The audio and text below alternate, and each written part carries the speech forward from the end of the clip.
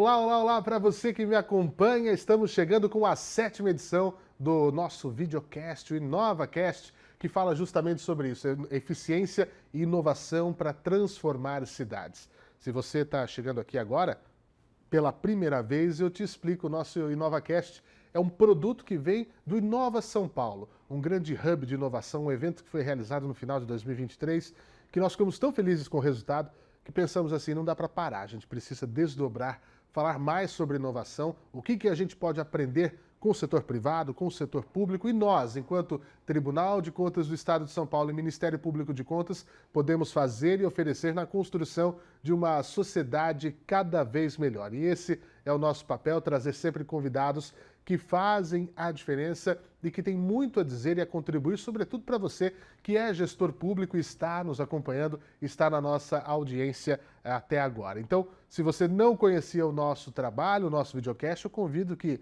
maratone a nossa playlist, vejam todos os convidados que passaram por aqui, assuntos importantíssimos, e a gente vai continuar com tantos outros. Inclusive, eu já vou dizer qual é o tema do nosso videocast de hoje, que é Planejamento, Inovação e Controle, aliados para mudanças. Né? São 3 palavras-chave importantíssimas para a gente falar sobre também cidades inteligentes, gestão pública eficiente e muito mais. E se você não sabe, eu sempre trago convidados muito interessantes e eu vou apresentá-los aqui. Primeiro, dar as boas-vindas à Manuela Prado Leitão. Muito obrigado, Manuela, pela presença. Eu que agradeço o convite. Muito obrigada. E também ao Marcos Cerávulo. Obrigado por tirar um tempinho da agenda e estar aqui com a gente hoje. Para mim também é uma satisfação. Obrigado pelo convite e mais uma vez muito bom falar contigo, Fernando. E como sempre, depois das boas-vindas, eu faço questão de apresentar cada um, porque é muito importante que a gente conheça com quem a gente está falando. A Manuela Prado Leitão é pós-doutoranda pelo Instituto de Estudos Avançados da Universidade de São Paulo, a USP, doutora em Direito pela Faculdade de Direito da Universidade de São Paulo, mestre em Direito pela Faculdade de Direito da Universidade de Coimbra e bacharel em Direito pela Faculdade da USP, também aqui o Largo de São Francisco. Assessora técnica de gabinete no Tribunal de Contas do Estado de São Paulo, foi coordenadora do Observatório do Futuro e uma das autoras do Manual de Planejamento Público do nosso TCESP.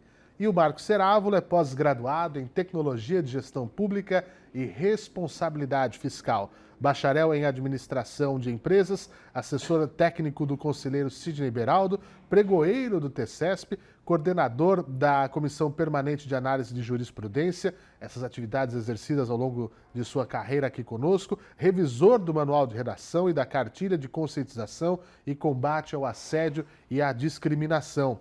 Membro da Comissão de Elaboração do Planejamento Estratégico do nosso tribunal para o período 2022-2026, ou seja, está em vigência, estamos trabalhando em cima desses assuntos, e foi diretor de Coordenação Estratégica do Tribunal de Contas do Estado no ano passado. Uau, que carreira bacana, muitas atribuições aqui dentro do nosso tribunal. Obrigado mais uma vez a vocês, e eu já começo trazendo uma pergunta. Aqui é um podcast que eu explico a quem nos acompanha, um videocast, que a gente pode um interromper o outro, se tiver uma ideia pode falar, e até porque para quem assiste sempre já sabe que pula na tela uma dica, uma grande sacada que os nossos entrevistados falam, então sempre assista esse videocast, ouça esse podcast com um caderninho na mão, que dicas valiosas podem ser apresentadas.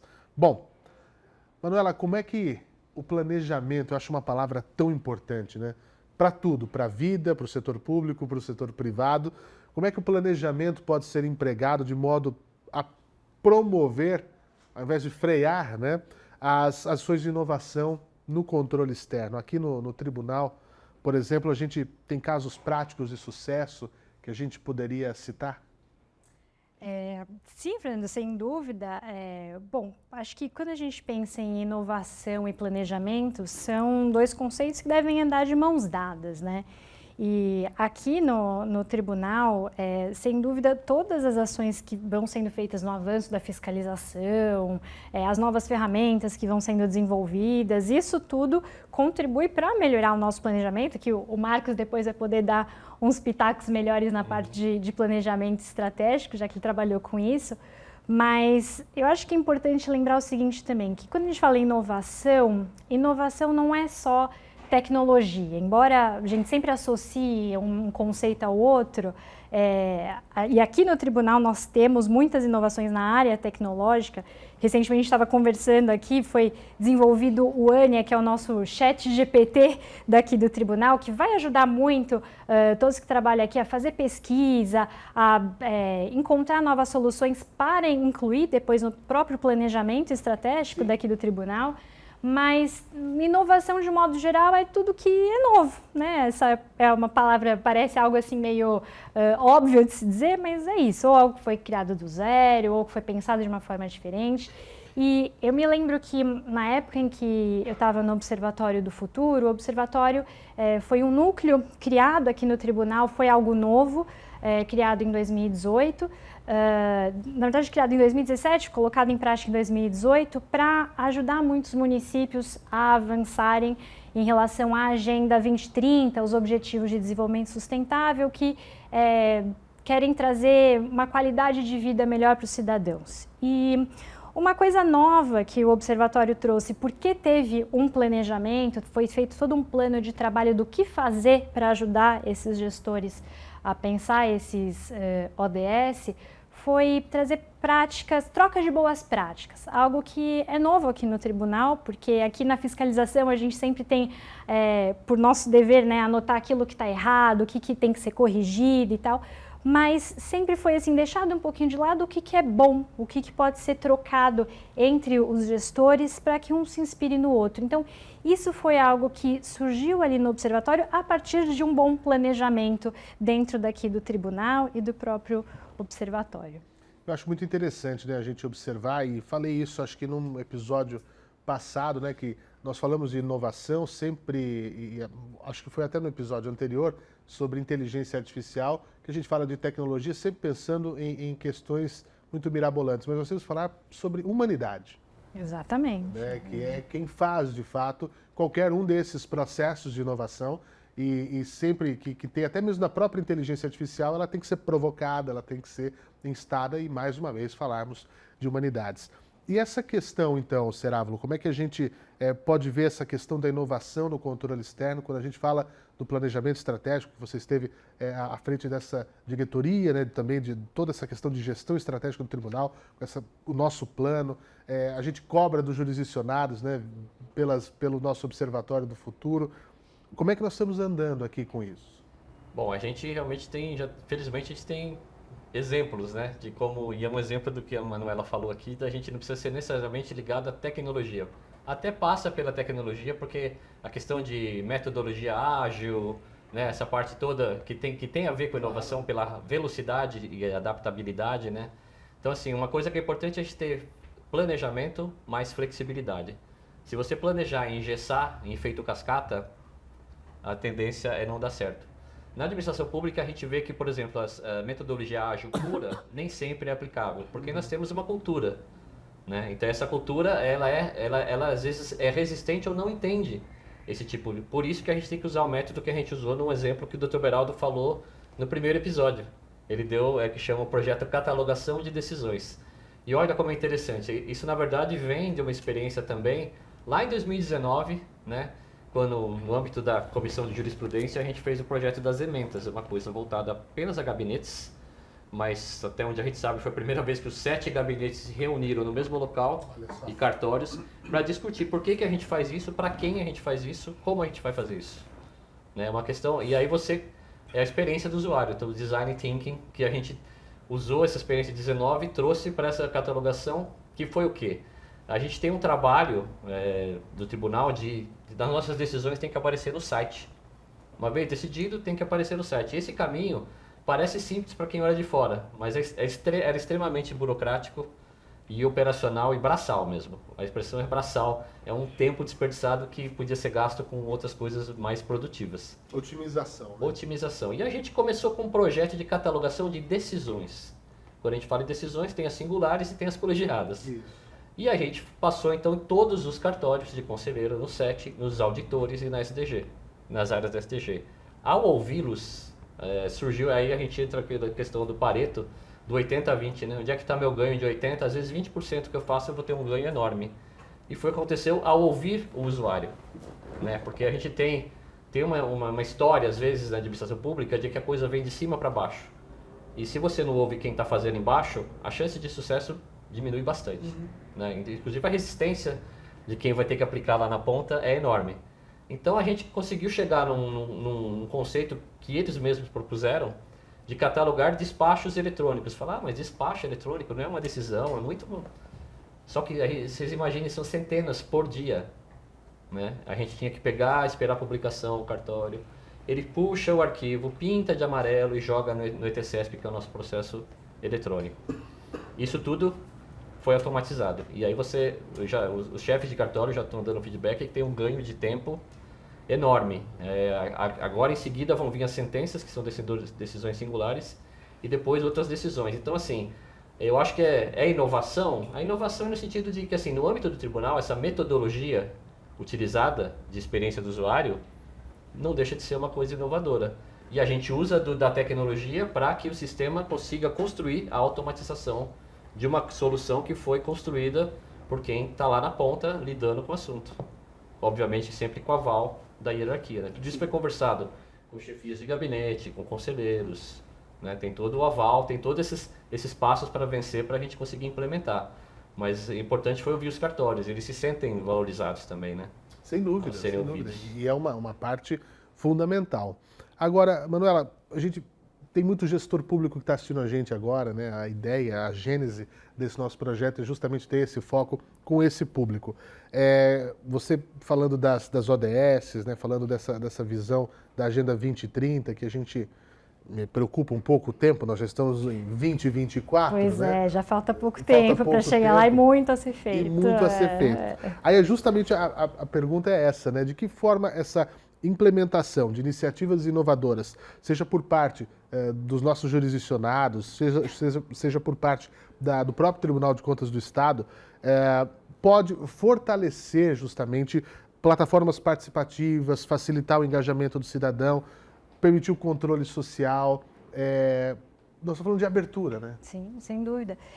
Eu acho que o fundamental assim, para o gestor público conquistar o cidadão é chamar o cidadão como parte da solução que vai ser implantada. Seja ela uma solução inovadora ou não, mas principalmente quando a gente pensa em inovação, é isso. O cidadão ele tem que estar alinhado, tem que participar, né, daquilo que o poder público está propondo.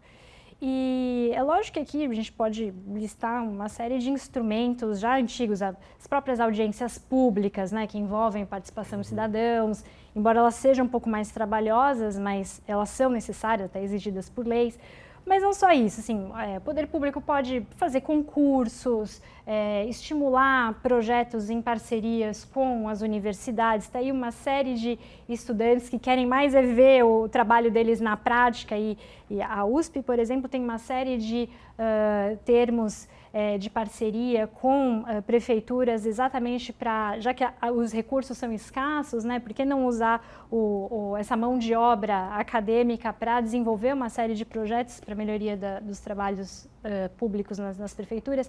Enfim, e aqui mesmo no tribunal, falar em concurso, na época, durante a pandemia, no observatório foram feitos alguns concursos, de novo, de boas práticas e vieram ideias muito interessantes de como que o serviço público estava lidando com a questão envolvendo os cidadãos mesmo. Então, eu me lembro de um caso em que, na época da volta às aulas, as mães que estavam ali sem um trabalho, com algum problema de emprego e tal, foram chamadas por escolas municipais para ajudarem nesse processo de retomada das aulas, ali o controle das máscaras, a higienização, às vezes até recebiam um incentivo financeiro por isso, outras vezes era uma outra forma de algum outro benefício, e as mães se aproximavam ali do ambiente escolar, também aprendiam um pouco mais essa questão da higiene que tinha que ser feita durante a crise sanitária.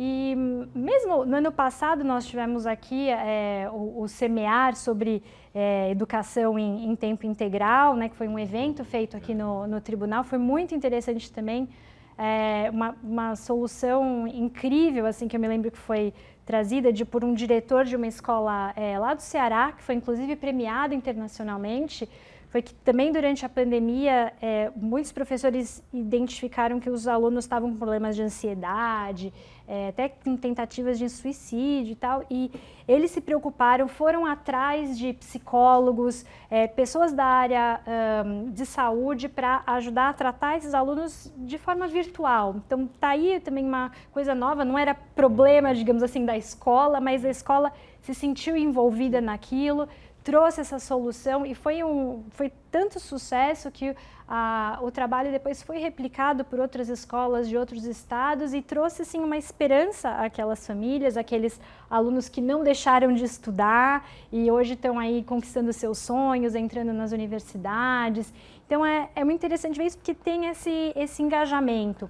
Um outro caso que, bom, aqui eu vou lembrando dos casos e eu vou me empolgando. Mas é bom, isso é legal, é para mostrar que funciona. Exato, e para a gente ter, os gestores mesmo terem Claro. esse modelo, né, para se inspirar.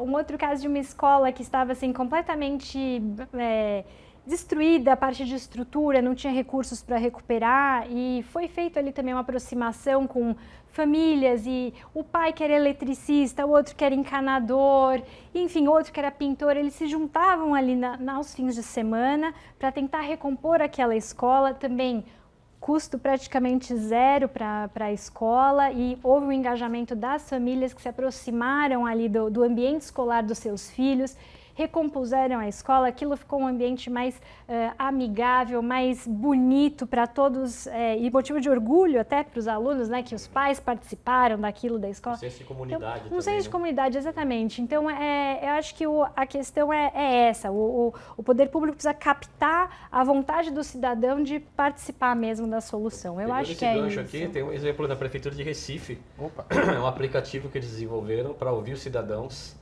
né, que já está dando muitos resultados positivos. E aí fica a dica de um livro aqui que tem a ver com esse tipo de tema, que é Como os Governos Devem Ser. Como o governo deve ser. É escrito por um indiano, ele fez pesquisas no mundo inteiro. Então o livro apresenta vários cases, assim, vários casos de sucesso de como governos, independentemente de ser de direita, de esquerda, ideologia, eles conseguem melhorar a vida dos cidadãos lá na ponta. O olhar é no resultado. O olhar é no resultado. Espetacular, desde a área de saúde, área de saneamento, área de, principalmente na Índia, que tem uma grande dificuldade de identificar quais são os cidadãos que podem ter acesso a benefícios, por exemplo. Ele tem uma certidão de nascimento, ele tem um registro civil, parece uma coisa pequena, mas é uma coisa extremamente importante. Sim. Então, esse e outros exemplos é um livro que, sim, que eu acho que para o gestor foi uma dica, inclusive, do Guilherme Jurksites, né, nosso parceiro aí colega, de tantas sim, jornadas, sim. né? E eu recomendo fortemente aos gestores, assim, porque os exemplos são inspiradores, assim. Então, acho ó, que vale a pena. sacada, dica, tá aqui, como é que é o nome do livro? Como um governo deve ser. Tá na tela aí para quem está nos acompanhando. Qual é esse livro, qual é a dica? Uma dica importante aí. E o Guilherme Jurksites, quem quiser também, tem a entrevista que deu para mim no Controle Externo. É só procurar no YouTube do Tribunal de Contas, está lá. Uma entrevista muito bacana com o Guilherme, que é um baita colega aqui do nosso tribunal, baita profissional também. E aí quando a gente fala, né, essa questão que a Manuela traz e o Cerávulo arrematou, eu acho que uma outra grande ferramenta de inovação, que eu vejo de vocês, é uma coisa tão simples que é o controle social, mas não como aquele papel de controle, mas da percepção, né, de que nós precisamos tomar o espaço. Né? Eu tenho o meu papel, como você falou, a comunidade engajada, o pessoal se reuniu para reformar a escola, enfim, mas tem que passar também, e o poder público dar essa chancela, de que as pessoas às vezes elas ficam meio distantes. Isso aqui não é para mim, né? Eu não posso entrar aqui, isso aqui não é meu espaço. Pelo contrário, né? A população tem que ocupar, tem que ter esse senso, né? Essa percepção de pertencimento, que é um termo muito utilizado hoje. Isso também é uma estratégia inovadora. Né? A inovação vem quando a própria sociedade percebe que é parte daquilo, que não precisa ficar assistindo passivamente. Exatamente. Nesse sentido, o tribunal já tem o aplicativo próprio, né? Que tem uma série de acesso a painéis. A gente, recentemente, no âmbito do planejamento estratégico, a gente tem hoje 14 painéis ativos, tem outros painéis que vão entrar ainda. O que acontecia? A gente tinha painéis que têm fontes de dado externa ou interna, né? Só que eles não tinham pai nem mãe. Então, assim, quando você não tem claramente quem cuidar, né, fica difícil ele Aí a partir daí a gente fez um movimento de falar com os responsáveis pelas áreas dos painéis temáticos. Agora eles têm donos, tem 2, porque o pessoal tem férias, pode ter uma dor de barriga. Claro. E eles são responsáveis por não apenas atualizar os painéis, mas também pescar notícias da mídia relativa daquele painel e a gente fazer isso num relatório gerencial. E aí tem um outro projeto que a gente amarra aqui, que é a comunicação, né? Que é a questão das redes sociais. A gente vai fazer a divulgação em redes sociais. Quando que eu divulgo? Quando o painel é atualizado, né? Depois ele vira notícia velha. Então, Isso. assim, eu tenho timing Tem que ser. e eu tenho que testar. Hoje a gente controla os acessos. Quantos acessos tem o painel, por exemplo, do EGM é campeão dos campeões, né? Ele tem muitos acessos. Ele tem o pico quando é lançado, mas ele continua, outros painéis nem tanto. E o que a gente pode fazer para que eles sejam acessados, para que o cidadão, Desperte, né, sabe? para que desperte isso, para que ele fale, não, eu tenho um canal que eu posso me informar e, se for o caso, demandar atitudes, seja do tribunal ou seja da própria da administração direta lá, né, que está em contato com a população, né? Acho que puxando esse gancho dos painéis, acho que é interessante mencionar, os painéis são interessantes porque eles são muito didáticos, né? Eles são interativos, então o cidadão, se pegar, por exemplo, o painel do IGM, o cidadão pode ir lá, quero ver como é que meu município está aqui na gestão em relação à saúde, em relação à educação, como é que foi no ano de 2018, como é que está agora, é possível traçar uma série histórica, e ali ele pode brincar com aqueles dados e perceber mesmo uma evolução do município dele, até em relação como estão o avanço em prol ou não dos objetivos de desenvolvimento sustentável. Mas o que eu acho que é importante a gente pontuar aqui é que para qualquer solução inovadora que queira captar a vontade do cidadão participar e cobrar e se envolver, é que os dados que são disponibilizados, eles, primeiro, têm que ter uma transparência completa. Então, assim, não adianta a gente disponibilizar parcialmente os dados, né? Assim, eu falo que é transparência com catarata. Exato. É meio opaco. Exato, não adianta. Hoje tudo se fala em transparência, temos lei da transparência, o acesso à informação cada vez mais facilitado, então nós não podemos maquiar esses dados, eles precisam estar lá disponíveis para o cidadão. E outra coisa também não adianta eu ter informações super completas que estão desatualizadas. Então eu preciso desse monitoramento para eles terem realmente, lógico que dependendo da fonte de dados, o período da coleta varia de X em X anos e tal, mas quando é possível a informação ser praticamente em tempo real, digamos assim, né? Lógico que o mais atualizado possível isso precisa estar. Eu brinco assim, não adianta nada um município inventar um super aplicativo XPTO que possibilita que o cidadão verifique tudo o que está acontecendo no serviço, se está tudo desatualizado, se o cidadão não consegue ter o acesso aos dados transparentes. O cidadão vai perder o interesse. E aí aquele aplicativo que custou recursos para ser feito, que demandou tempo de pessoas, tudo aquilo vai se tornar obsoleto, vai ficar ultrapassado e ninguém vai querer usar. Então, a solução que era inovadora fica jogada no lixo. Eu acho que o inovador ele tem que andar par e passo com o interessante. Exato. Porque a partir do momento que deixa de ser interessante, cai no ostracismo, no limbo. Tem, mas não funciona. Tem, mas a última vez que eu vi era de 2018 e nós estamos em 2024. Então, essa questão da comunicação, da transparência, dos dados. Eu, como jornalista, eu sou, obviamente, maluco por dados. Eu acho que o ouro, nós vivemos a era da informação, né? Quem tem informação tem o ouro, né? Tem o que é valioso. E nós já temos, né, um arcabouço jurídico muito claro a respeito de como tratar dados sensíveis, nós temos LGPD, nós temos uma série de questões que não tem mais como ter essa transparência com catarata, que eu falo por onde eu ando aí, que é o que a gente vê por aí, né? Uma transparência cheia de véus, né? Não, a transparência é transparência e isso aproxima as pessoas das informações que precisam ter para encorajá-las a ter esse empoderamento, esse pertencimento, etc. e tal, porque senão fica muito abstrato e nada acaba saindo. Então, Fernando, só para complementar, desculpa. Imagina. Então, aí é que a tecnologia pode entrar a favor do cidadão. Porque assim, o tribunal tem um banco de dados extremamente rico, mas muito rico. É verdade. E eu acho que poucos de nós sabemos o tamanho da riqueza que tem. O grande desafio é transformar dados em informações e depois em conhecimento. Porque aí eu posso fazer alguma coisa a respeito. Não são só apenas dados soltos, assim. É só olhar lá Você traça relacionamentos entre dados, né? Tem uma rede, a gente já tem aqui no tribunal uma rede de informações. Então, assim, a gente consegue traduzir, primeiro para nós e depois para o cidadão, que a gente faz a primeira análise, e depois o cidadão vai consumir o resultado dessa análise, de uma forma que seja também, aí entra a questão da linguagem simples, que eu sou muito favorável. Tem que ter entendimento. A gente tem que saber se comunicar com o nosso público. O nosso público, ele fala o juridiquês, por exemplo? Não fala. Talvez não voto para quem vai ler. O projeto das emendas passou por isso. Quem lê as nossas emendas? Não é a minha mãe. Sim. Não, talvez não seja a sua mãe. Sim. Mas é o advogado, é o prefeito, é o assessor jurídico.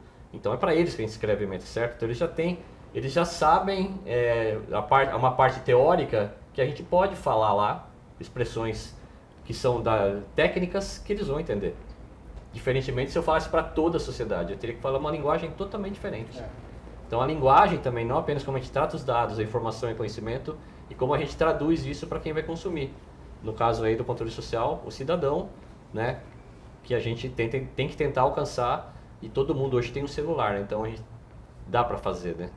Sem dúvida. E essa questão de simplificar, eu acho isso tão importante. Eu sempre trago, isso eu ouvi, acho que eu estava na faculdade, o jornalista Tino Marcos, né, grande jornalista esportivo do Brasil, ele dizia dessa importância de você conseguir abranger o maior número de pessoas falando de uma única maneira. E isso é uma linha extremamente tênue. Ele falava assim, olha, eu sou jornalista esportivo. Eu sinto que a minha reportagem surtiu efeito, vamos supor, fazer uma reportagem sobre basquete. Quando minha mãe, que não entende nada, por que pega uma bola com a mão e no futebol com o pé, e aprendeu alguma coisa. E meu pai, que é um fã, não perde um jogo da NBA, não se sente um idiota. Você conseguiu achar esse meio termo. É fácil, não gestor é. público? Nada fácil. Não é fácil, absolutamente. Mas tem que tentar. É lógico. Né? E aí vem, é papo de coach. Nós vamos errar todos os chutes que nós não dermos no gol. Uma hora você vai acertar, uma hora você vai achar o caminho e tem que tentar. Tentativa, né? Não custa. O custo do não lá na frente é muito maior. Muito pior, sem muito dúvida. Pior, né? Da negligência. Eu falo que é negligência. Né? Pode pôr na minha conta. Não gostou, vem cobrar de mim, tá? Fica à vontade. Agora, quero saber de vocês. Como eu falei, não é fácil. Quais são os desafios que são percebidos aí ao longo do trabalho de vocês aqui no tribunal? Quando a gente tenta conciliar os prazos do planejamento estratégico, está lá muito claro, 2022, 2026, nós temos que correr, são 11 eixos, né, no nosso planejamento estratégico, e aí tem que cobrar das áreas, etc e tal. A Agenda 2030, que a gente já falou, ela foi lá em 2015, mas nós já estamos em 24, aí quando, poxa, mas já passaram 9 anos? Já passaram 9 anos, então já passou mais de metade desse prazo. Como é que a gente vê essa questão, né, de desafios, de prazos definidos, a natureza das coisas, muitas vezes ela é imprevisível, né, desses processos inovadores, as coisas vão mudando pelo caminho. Vocês entendem que o planejamento, pergunto para ambos, é um aliado ou um rival de quem busca inovar? Tem que ter uma peleja, uma briga, tem que estar dentro do octógono, ou dá para a gente fazer igual está aqui, vamos sentar e conversar? Eu entendo que o planejamento é um aliado fortíssimo. É o planejamento e também a cultura que a gente tem que trabalhar em paralelo. Eu planejo, eu tenho que ter um planejamento com uma matriz de riscos. Eu tenho que elaborar que risco eu corro ao fazer esse projeto, né? Principalmente se ele for inovador. O risco tende a ser diferente, pelo menos, talvez maior do que um projeto não inovador que... Claro. Então, assim, quais são os riscos? Eu tenho um plano para se der errado, o que eu faço, né? Não dá para cobrir todas as hipóteses, mas assim, eu tenho que tentar responder, ao mesmo tempo ter um planejamento que me dê um amparo, ter flexibilidade e velocidade para, se eu errar, eu aprender rápido, corrigir rápido e refazer o rumo. E a questão da cultura é assim, inovar implica em errar. Assim, todo mundo quer sempre acertar, mas quando você faz uma coisa diferente, que poucos fizeram, ou às vezes você não tem nenhuma referência exatamente igual, há uma chance maior de você cometer equívocos ao longo do caminho. Por isso que o planejamento vai te dar o suporte para você estar preparado para esses eventuais tropeços e você continuar caminhando, né? Eu acho que esses são desafios bem grandes. Então, é um planejamento não engessado, flexível, com agilidade e com apoio de quem decide Fala, não, você dá o direito de você poder errar e corrigir. E Até retomar. porque inovar não é improvisar, Não. né? Então, É assim, e o planejamento é o oposto da improvisação. Então, assim, mesmo para inovar, quando a gente pensa na inovação, é algo que, como o Marcos falou, requer estudos, a gente precisa fazer uma análise de risco, fazer uma análise de impacto. Então, bom, eu vou trazer um projeto novo, uma ferramenta nova, que impacto que isso vai me gerar, o que eu espero dessa ferramenta?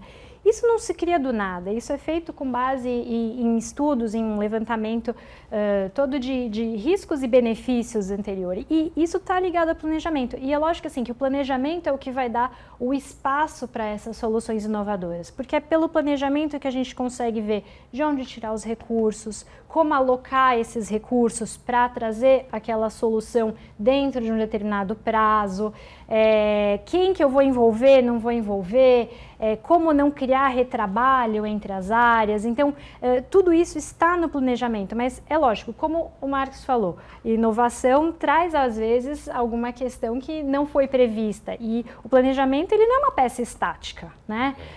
Isso é muito discutido, a gente às vezes pensa que as leis são escritas ali, nunca mais vai mudar, uma pedra, o planejamento também tem que ser isso. Não, a gente tem que ter flexibilidade, cada vez mais assim a ideia de inovação, ela está sendo vista como um princípio, como uma diretriz, um norte que permite essa revisão, né, do que já foi pensado, o planejamento exatamente para adaptar a essas mudanças.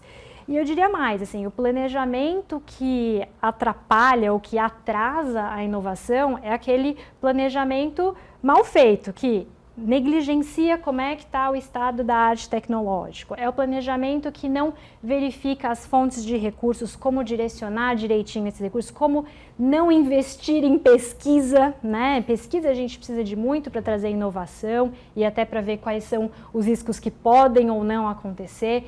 Então, inovação requer planejamento, não tem essa de briga entre os dois. Pelo contrário, eles são amiguinhos, andam de mãos dadas.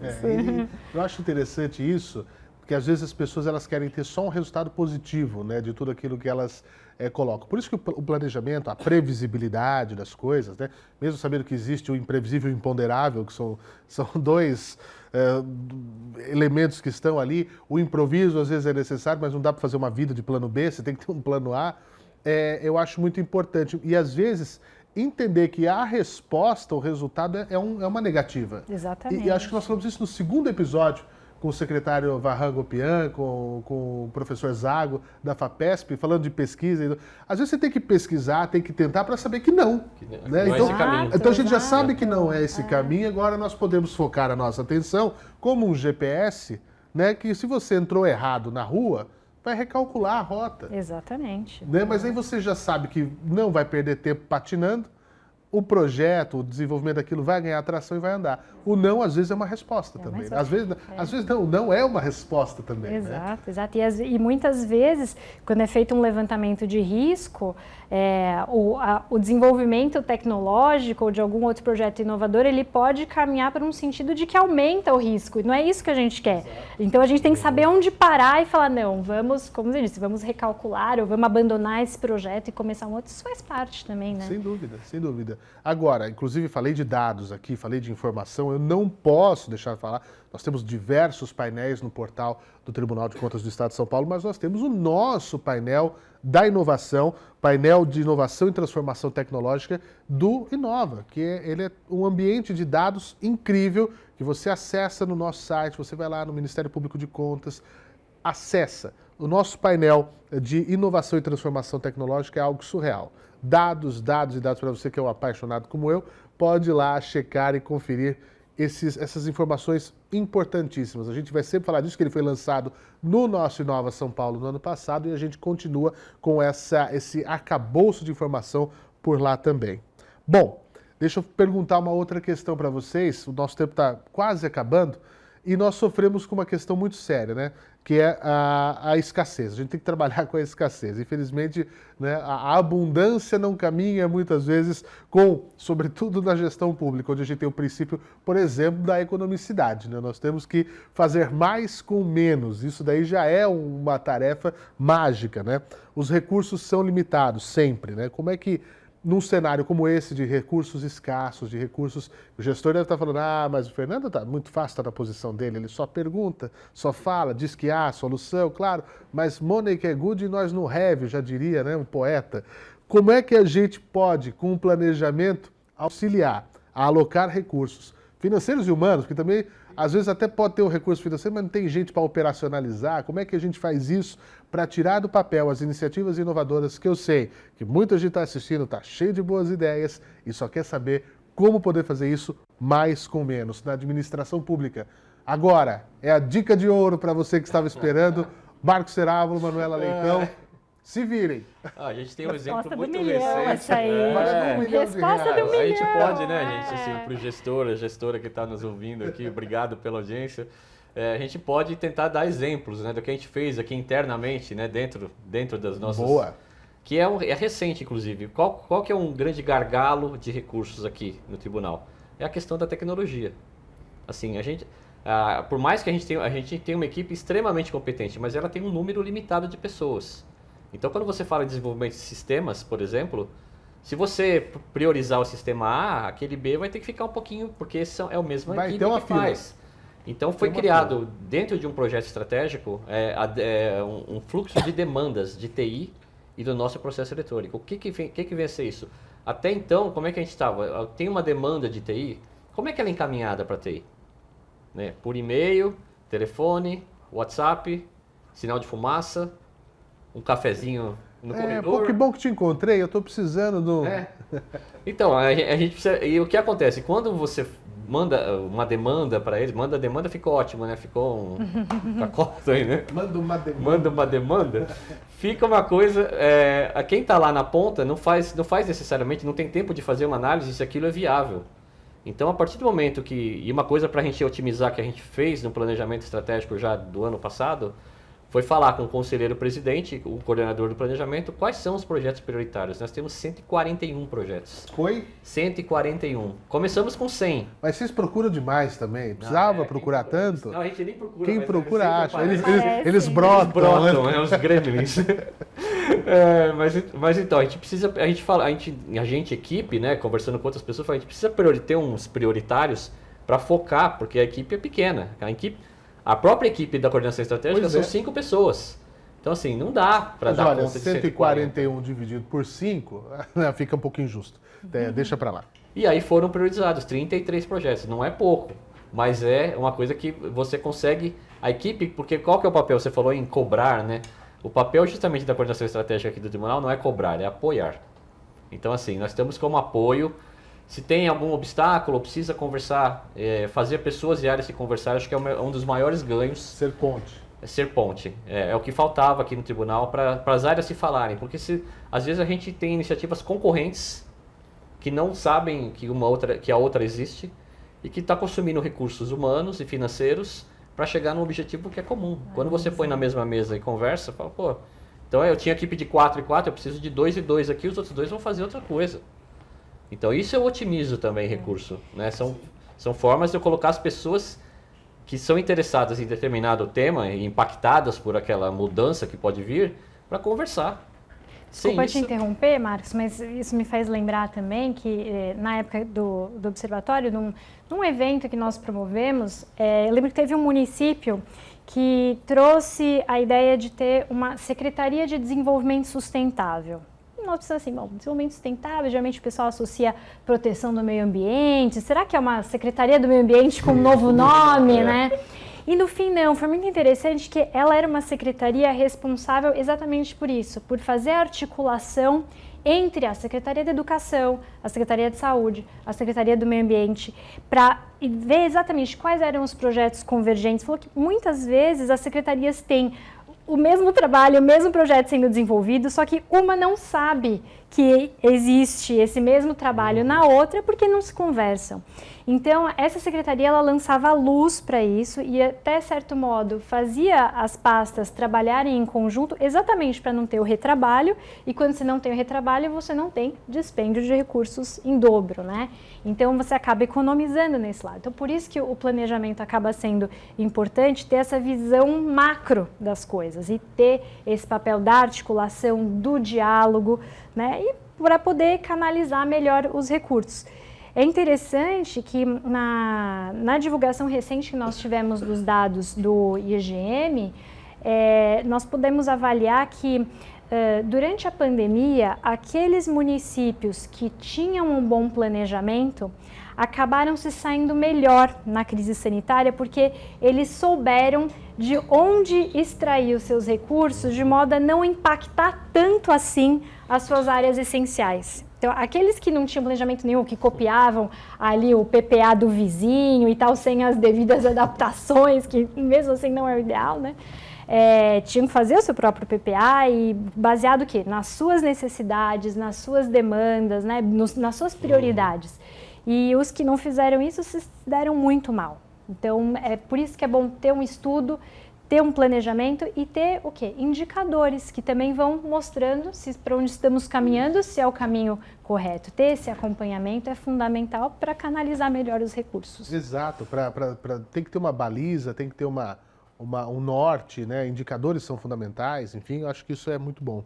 Para finalizar, eu queria saber, inclusive, Manuela, o Cerávulo também à vontade, que como é que esse planejamento estratégico pode incorporar esses princípios de sustentabilidade, aí sim falando do ambiental e também do social, garantindo que essas iniciativas inovadoras que a gente tem falado tanto estejam alinhados às metas de desenvolvimento sustentável? Como é que a gente consegue fazer essa interface?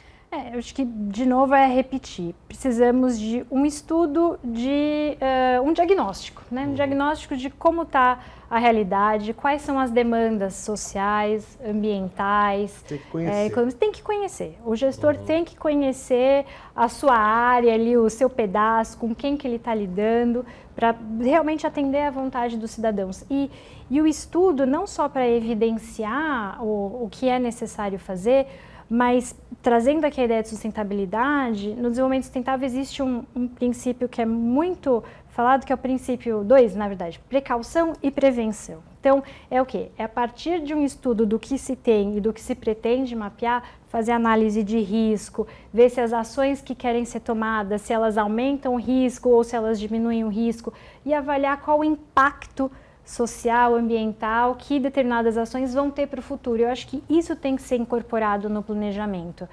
Saber onde estamos e para onde vamos, né? Todo mundo fala, ninguém sabe onde quer chegar se a gente não sabe onde nós estamos, né? Então tem que começar daí, saber onde está cada um, para ver onde é que quer chegar, e aí para traçar esse caminho, é isso, basear em estudos e basear em indicadores. O nosso planejamento, o nosso plano estratégico, o primeiro objetivo dele fala de sustentabilidade, né? É o número 1. Né? O número 2 fala de controle social, transparência e controle social.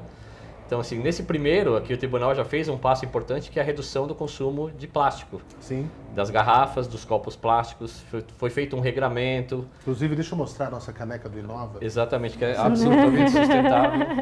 Bom, também vou aqui. Não é, João? A gente faz um brinde à sustentabilidade. Tchim-tchim. Então, são pequenas ações, né? A gente já tem a nossa política de sustentabilidade, a política do tribunal.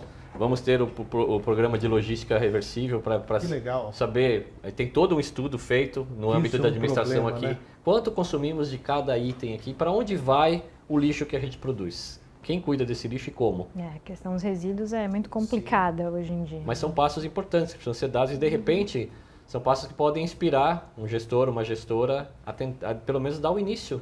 Se cada um der o início no âmbito do seu universo, eu acho que tende a melhorar. É devagar, mas precisa começar, né? E ideias, né? Elas não devem ser desperdiçadas. Por menor que seja, por mais distante que possa ser de ser factível, mas conversa. E aí eu falo da comunicação, aí eu puxo, sem dúvida, para o meu lado, que é o que eu faço há mais de 20 anos, que é essa questão de comunica, fala. A gente não tem bola de cristal para adivinhar o que o outro está fazendo e unificar. Né? Todo mundo tem que estar no mesmo tom, no mesmo... Né, para poder entender o que é feito por cada etapa, por cada parte, e saber que às vezes o cara lá do outro lado, que você não tem uma interface, não comunica, não trabalha, mas pode ter uma ideia que seja muito ligada com aquilo que você quer fazer, que você precisa desenvolver, então conversar. É conversando que a gente se entende, é dialogando, é colocando para fora quais são as ideias, quais são as possibilidades. A gente sempre começa, né, com possibilidade. A gente não está aqui já para ter o resultado. E aprender também que o não pode ser um resultado para você poder orientar e observar um novo caminho. O nosso tempo é curto. Eu queria agradecer demais. Manuela, obrigado por estar aqui com a gente. Foi uma satisfação imensa. Aprendi muito aqui com os dois. Muito obrigada. É sempre bom. Marcos Cerávolo, muito obrigado, meu amigo. Eu que agradeço, uma alegria aqui, que uma parceira dessa aqui fica fácil, tá um parceiro legal, desse aqui também. Agradecer, inclusive, o Ministério Público de Contas pelo convite, né, Manuela? Que pra gente é uma honra mesmo, muito bom. Olha, realmente é muito Sucesso bacana. para vocês aí. Obrigado, o nosso videocast é um sucesso pela qualidade dos entrevistados que estão aqui. Eu copio isso do meu querido amigo Vilela, lá do Inteligência Limitada. Eu só sou um intermediador aqui para a gente falar sobre as ideias. Eu não sei de nada, venho para aprender e acabo ganhando muito. Espero que você que me assiste também tenha ganhado muito nesse nosso episódio. Todos os outros estão aqui na nossa playlist. Eu sempre convido você a interagir conosco, acessando o nosso site, acessando as nossas redes sociais que aparecem na tela para que você possa saber tudo o que o Ministério Público de Contas faz, o que o Tribunal de Contas do Estado de São Paulo faz e que estamos aqui nesse momento como um grande aliado de toda a sociedade paulista e para você que nos assiste em qualquer lugar do Brasil e do mundo, para ajudar a sempre ter eficiência, ter inovação e transformar as nossas cidades. Até o próximo programa.